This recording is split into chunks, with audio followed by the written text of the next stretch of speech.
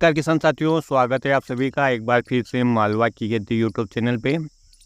किसान साथियों, आपने अक्सर देखा होगा कि जहाँ पर आप गेहूं की फसल लगाते हैं, वहाँ पर आपकी जो सोयाबीन की फसल है वो शुरुआती अवस्था से ही आपको कमज़ोर दिखती है।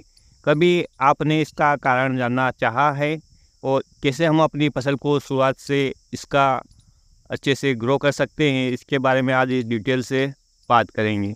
तो किसान साथियों, जैसा कि आपको पता है कि चाहे आप गेहूं की कटाई हार्वेस्टर मशीन से करें या चाहे मैनुअल रूप से करें, इसके कुछ अवशेष हमारे खेतों में रह जाते हैं जो कि आसानी से नहीं सड़ते। यदि हमें अपनी आने वाली फसल से भरपूर ग्रोथ चाहिए, उससे अच्छा उत्पादन चाहिए, तो जब हमारी फसल हम बोए उससे पहले ही हमारे जो ये कृषि अवशेष हैं ये पूरी तरह से सड़ जाने चाहिए। और इनको सड़ने के लिए किसान साथियों, आपके पास कुछ ऐसा वातावरण होना चाहिए आपके खेत का कि ये आसानी से सड़ जाए। तो सबसे जो पहला वातावरण है कि आपके खेत में नमी अच्छी मात्रा में होना चाहिए, पर्याप्त तापमान होना चाहिए और पर्याप्त मात्रा में सूक्ष्म जीव और पोषक तत्व जो सूक्ष्म जीवों के लिए आवश्यक है वो होने चाहिए। कहने का मतलब है किसान साथियों कि आपके जो ये गेहूं की फसल के जो कृषि अवशेष हैं, इनमें कार्बन तो भरपूर मात्रा में होता है, जिसके कारण जब भी आपके खेत में ये मिलते हैं तो पर्याप्त मात्रा में फंगस भी बढ़ती हैं, सूक्ष्म जीव भी बढ़ते हैं, बैक्टीरिया भी बढ़ते हैं। लेकिन उन बैक्टीरियाओं को सही तरीके से काम करने के लिए जो नाइट्रोजन की मात्रा की आवश्यकता होती है वो नहीं मिल पाती है, क्योंकि इसमें नाइट्रोजन बहुत कम मात्रा में होती है। और नाइट्रोजन लेने के लिए वो ज़मीन में घुलनशील जो नाइट्रोजन होती है उसका उपयोग कर लेते हैं, जिसके परिणाम स्वरूप ज़मीन में जो शुरुआती अवस्था में घुलनशील नाइट्रोजन हमारे पौधों को मिलती हैं वो मिल नहीं पाती। और परिणाम स्वरूप ये होता है कि हमारी जो फसल है वो शुरुआत से ही कमज़ोर हो जाती है, भले ही हम उसमें नाइट्रोजन का रिकमेंडेड डोज दें।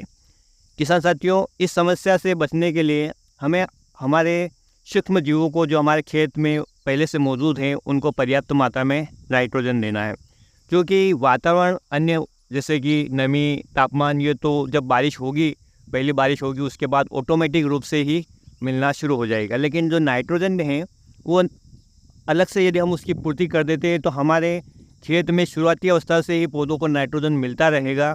उसकी जो नाइट्रोजन है वो जो ज़मीन में घुली हुई उसमें कमी नहीं आएगी और हमारी फसल अच्छे से ग्रो करेगी। इसके लिए किसान साथियों, जब हम बुआई करें तो हम गेहूं की फसल के जगह स्पेशल खास करके, क्योंकि वहाँ पर ही आपको ऐसी समस्याएं देखने को मिलती हैं। जहाँ जहाँ आपका गेहूं का खेत का एरिया है वहाँ 25 किलो प्रति एकड़ के हिसाब से यदि आप यूरिया डाल देते हैं तो निश्चित रूप से जो आपके कृषि अवशेष है वो जल्दी से सड़ जाएंगे। लेकिन किसान साथियों, इनको सड़ाने के लिए आपको सबसे पहले ये काम ये करना है कि इनको खेत में अच्छी तरह से मिला देना है, क्योंकि सूक्ष्म जीव जो होते हैं वो मिट्टी के अंदर होते हैं, वो ऊपरी परत पे तो होते नहीं हैं। यदि वो मिट्टी के अंदर मिल जाएंगे, पर्याप्त मात्रा में आपने उन्हें नाइट्रोजन दे दी, बारिश की वजह से नमी भी मिल जाएगी।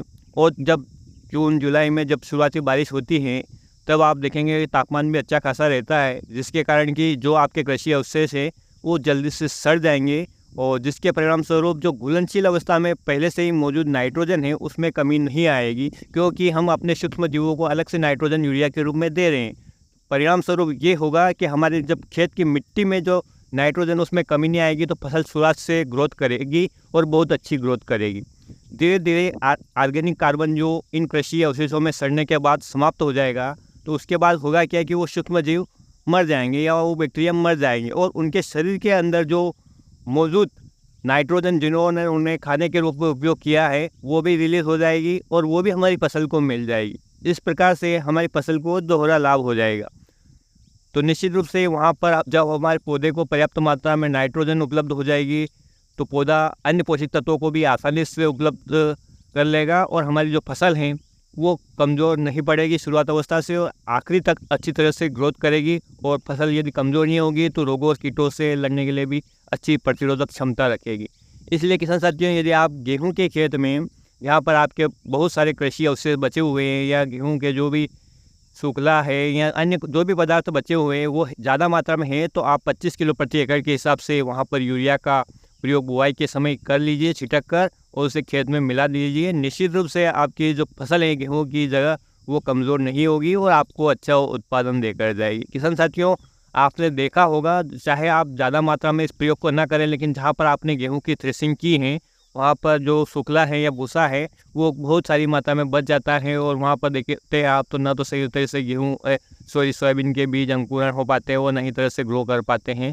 तो आप भले ही थोड़े क्षेत्र में एक बार ये प्रैक्टिकल करके देख लीजिएगा किसान साथियों, निश्चित रूप से आपको फ़ायदा होगा। किसान साथियों, उम्मीद करता हूँ कि यह जानकारी आपको पसंद आएगी। यदि पसंद आए तो प्लीज़ वीडियो को लाइक कीजिए और अन्य किसान भाई के हित में वीडियो को शेयर करना ना भूलें।